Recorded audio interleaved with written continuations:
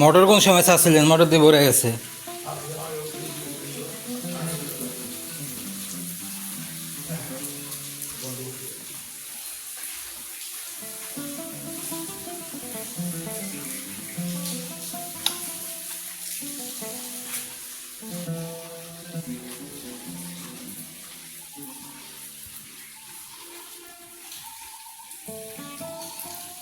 যে মহিলা বাইরে বাইরে ঘুরে বেড়ে 24 ঘন্টা বাজারে বাজারে হ্যাঁ কয় পেঁয়াজ নাই,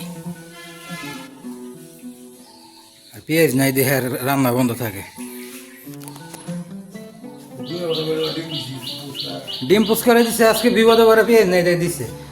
পেঁয়াজ থাকলে ইচ্ছা মতো পেঁয়াজ দিয়ে অর্ধেক ডিম দিত। ও কি আমাকে সুবিধা করার লেগে ই করে দেয় নাকি? ডিম বাজি দেয় নাকি? ও দেওয়ার লাভে ডিম বাসে ধান্দা করে। ইচ্ছা মতো নাচা গানা করে সকালবেলা সে চলে গেল বাইরে।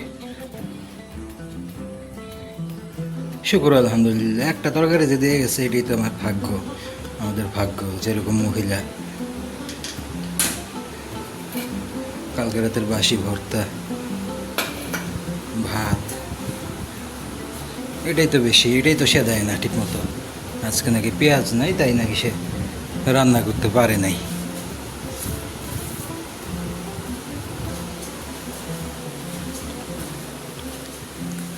এই যে আমার ঘর, আমার ঘরের সামনে ছোট্ট একটা অফিস বানাইছে দেখেন।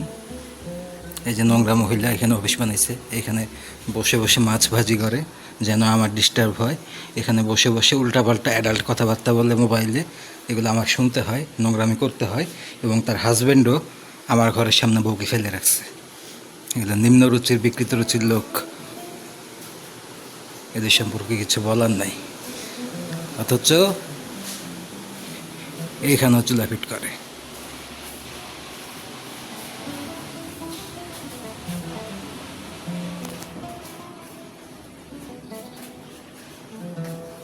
কালকে দেখছেন কেমনে মাছ ভাজাভাজি করছে আমার ঘরের সামনে? মাছ ভাজাভাজি করছে কেমনে দুপুরবেলা, অথচ চুলা কিন্তু ওইদিকে থাকে, ওইদিকে চাইলে করতে পারে। ইচ্ছা করে ও আমার ঘরের দিকেই আসবে।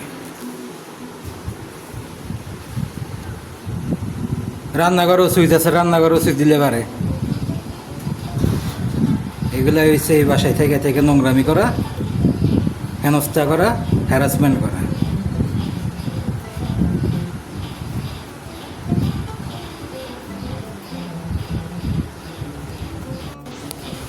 নিজের হাজব্যান্ড থাকে, নিজের হাজব্যান্ডের সামনে বইসা নিজের ঘরের সামনে চুলাটা ফিট করে রান্না করলে পারে, এটা করবে না।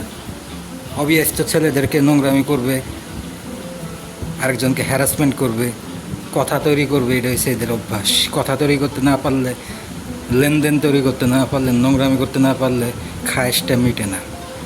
যদি ভদ্রভাবে আরেক দিকে বসে বসে করতো তাহলে তো কাজ হয়ে যেত, তাহলে তার নোংরা দুশ্চরিত্র হইতো না। খোঁচাখুচি কীভাবে করবে? খোঁচাখুচির উছিলা খোঁজে তো এইসব মেয়েরা। আনমেরিড ছেলেদেরকে খোঁচাখুচি করার জন্য এদের ভিতরে কিলকিল করে, বিলবিল করে। যেখানে তাকে আমি দুই চোখের কোণাতে দেখতে পারি না, সে আমার ঘরে জায়গা থাকতে, এত বড় একটা বাড়ি থাকতে, সে এইখানে আমার ঘরের সামনে, আমার থাই গ্লাসের সামনে অফিস দিছে। এটা ইন্টেনশনটা কি, এটা যে কোনো ছোটো বাচ্চাও বুঝবে, আমার বিড়ালে বুঝবে। কারণ সে খুব ভালো মতোই জানে এই ব্যাপারটা আমি পছন্দ করি না, আমি তাকে দুই চোখের কোণা দিয়ে দেখতে পারি না। কিন্তু তার আবার আমাকে বিরক্ত না করলে পেটের ভাত হজম হবে না। সুন্দরভাবে যদি ভদ্রলোকের মতো, ভদ্রলোকের বাচ্চাই হইতো তাহলে তো ওই বাসায় সে থাকতোই না। তাকে কাঁধে বন্দুক ঠেকিয়ে ওই বাসায় করে রাখতে পারতো না। ভালো ঘরের, ভদ্র ঘরের, মানে রুচিশীল মেয়ে যদি হতো, ভদ্র ডিসেন্ট মেয়ে যদি হতো, সেখানে থাকবে এবং নোংরামি করবে। আমি তাকে দুই চোখে দেখতে পারি না, ডাজেন্ট ম্যাটার, এটা কোনো ম্যাটারই না। তার কাজ হচ্ছে আমাকে ত্যক্ত করা, বিরক্ত করা। এরপরে আমাকে এক সময় এইভাবে খোঁচাবে, গুতাবে। আমি যখন রিয়েক্ট করবো সেই অপেক্ষায় বসে থাকবে। আমি কেন রিয়েক্ট করি না? আমি রিয়েক্ট করলেই উইনার। তাহলেও চাচ্ছে আমার সাথে মারামারি, হাতাহাতি, একটা ঝামেলা তৈরি করার একটা ইন্টেনশন, একটা ফাঁদ তৈরি করছে। এবং ওর হাজব্যান্ড হচ্ছে আরও নোংরা, সে তাকে পূর্ণাঙ্গ সহায়তা করছে যে তুই যা, তোকে আমি বিল্লা দিচ্ছি, বিলিয়ে দিয়েছি, তুই যা খুশি কর, তুই নোংরামি কর।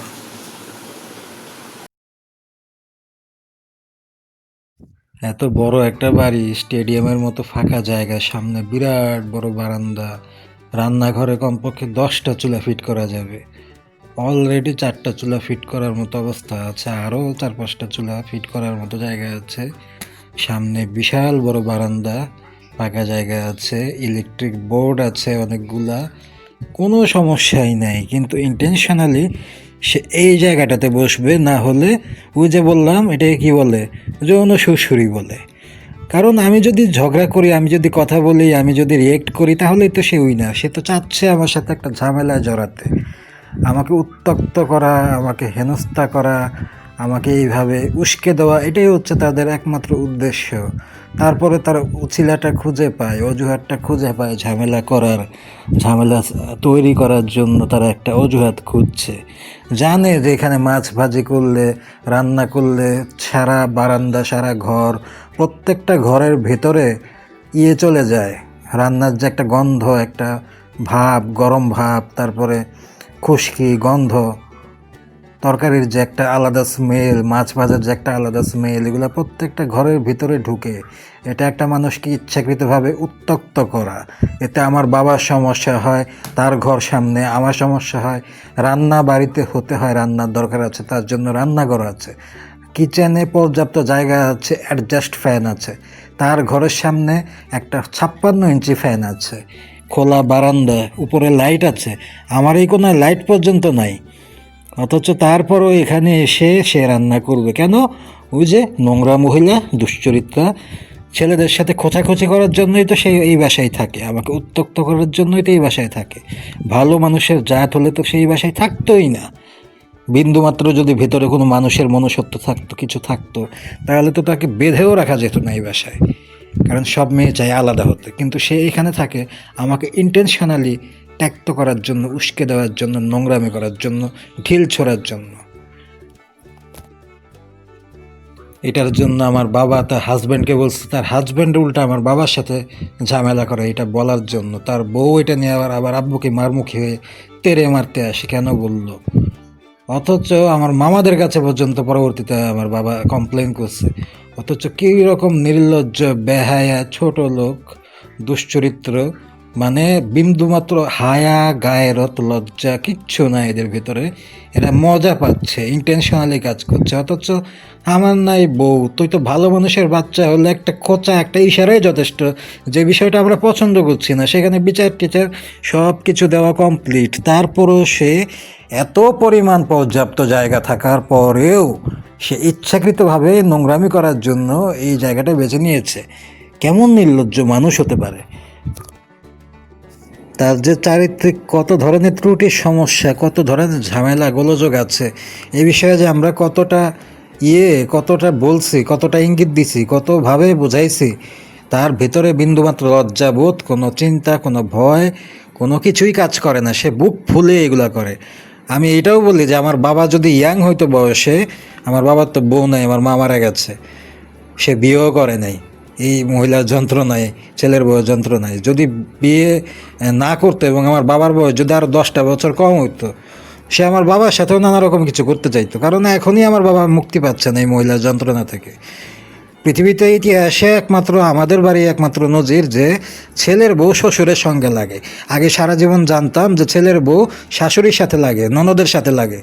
এই মহিলা, এই ধরনের দুশ্চরিত্রা, সে ছক করে শ্বশুরের পিছনে, দেবরের পিছনে। ভাসুরের বউ, ননদ, তারপরে দেবরের বউ থাকলে বাড়িতে এক বউ আরেক বউর সাথে যেভাবে লাগে, শাশুড়ির সাথে যেভাবে লাগে।